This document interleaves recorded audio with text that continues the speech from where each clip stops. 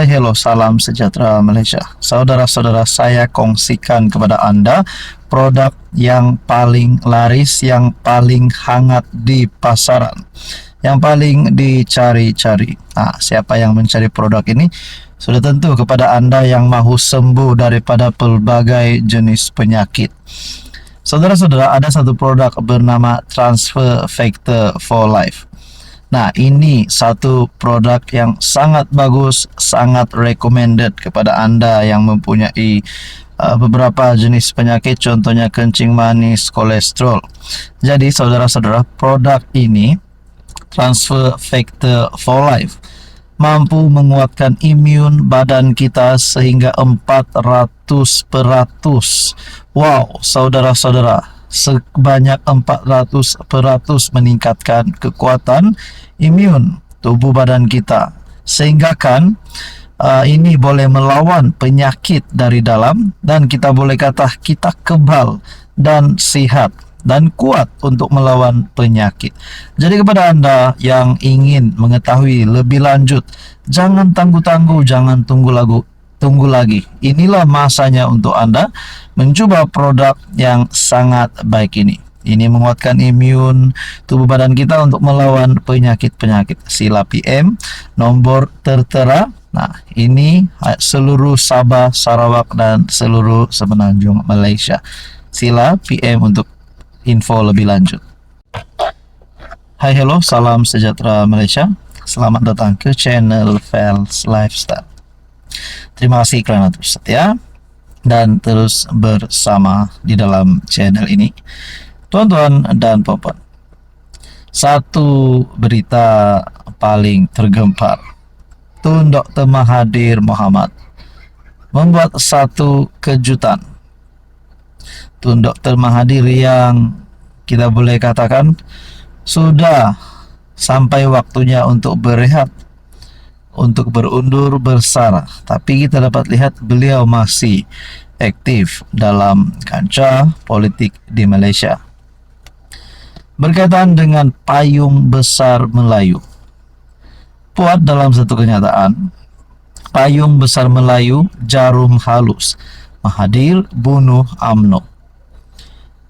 MKT UMNO Muhammad Puat Zarkashi menyifatkan inisiatif terbaru Dr. Mahathir Mohamad untuk menghimpunkan orang Melayu di bawah satu payung besar sebagai taktik licik bagi melemahkan UMNO dari dalam.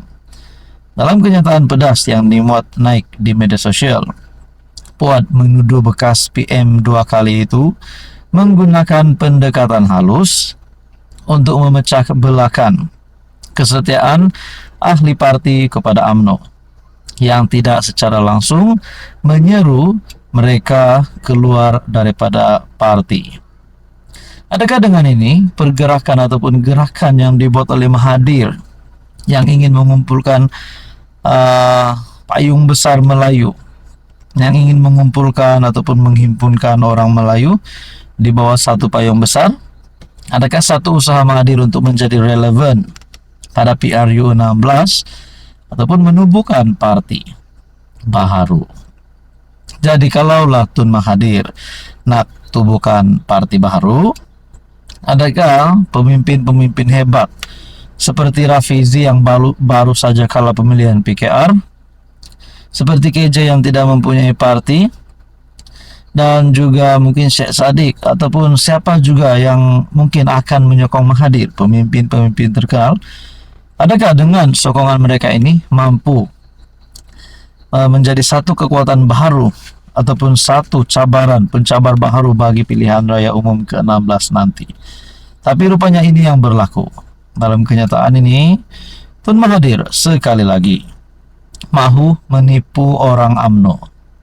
Dia tubuh payung besar Melayu, dia hanya jemput ahli UMNO, tetapi tolak parti UMNO.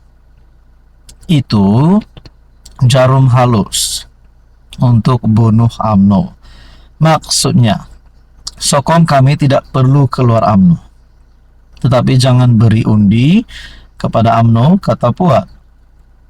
Dia turut menyatakan bahwa Mahathir sedar UMNO tidak akan masuk lubang biawak kali kedua merujuk kepada pengalaman lalu apabila parti itu menyokong kerjasama yang akhirnya merugikan kedudukannya sendiri dalam landscape politik tanah air.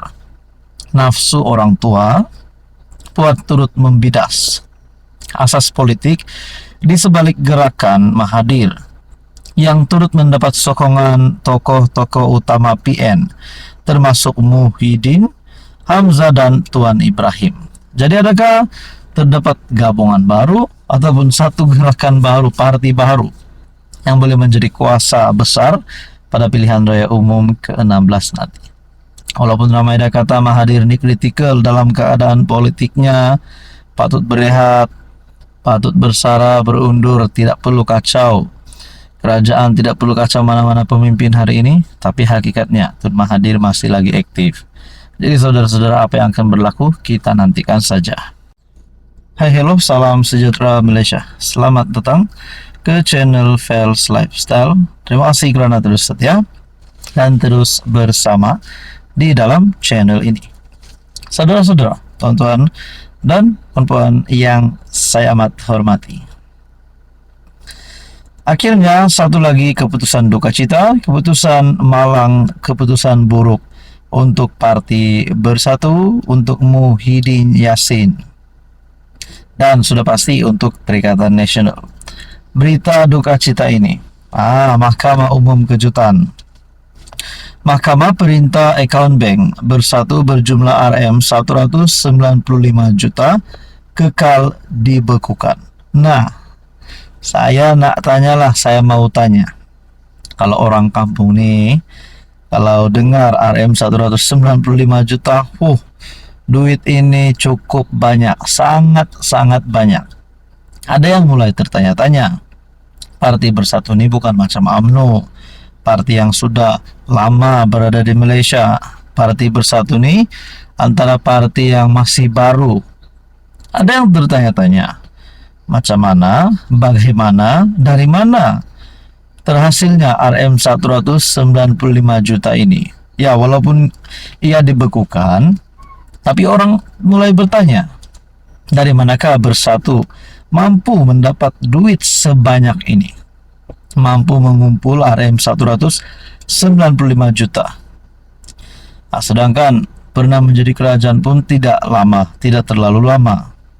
Nah, adakah 195 juta ini sebenarnya memang duit sakau ataupun duit curi? Nah, itu menjadi pertanyaan orang kampung lah.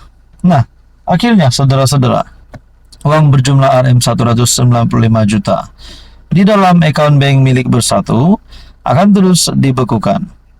Sementara menunggu keputusan dua permohonan semakan kehakiman dan prosiding jenayah berkaitan.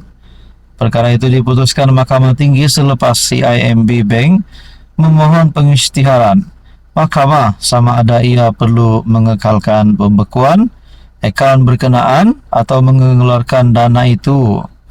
CIMB mohon pengisytiharan itu susulan arahan bercanggah daripada SPRM dan Setiausaha Eksekutif Bersatu Datuk Muhammad Suhaimi Yahya.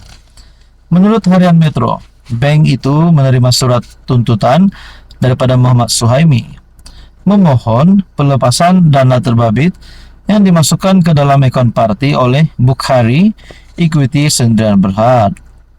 Pesuruhjaya Kehakiman Gan Teciong berkata, pertikaian itu tidak dapat diselesaikan dengan mudah kerana isu dibangkitkan sudah menjadi subjek prosiding semakan kehakiman yang belum selesai dan perbicaraan jenayah membabitkan bekas PM Tan Sri Muhyiddin yang juga Presiden Bersatu. Nah, berkaitan dengan ini saudara-saudara, adakah budget ataupun dana yang begini banyak ini, 495 juta yang dibekukan, boleh menyebabkan Bersatu menjadi parti yang miskin, boleh menyebabkan Bersatu muflis, dan boleh menjadi salah satu faktor kekalahan bagi Bersatu dan juga PN untuk bertanding pilihan raya yang akan datang. Mampukah mereka survive tanpa duit untuk bergerak, untuk menggerakkan jentera parti, untuk menggerakkan kerja bagi contohnya berkampanye bagi PRU 16 dan pilihan raya akan datang. Nah, saudara-saudara, kaitan dengan ini apa komen Anda?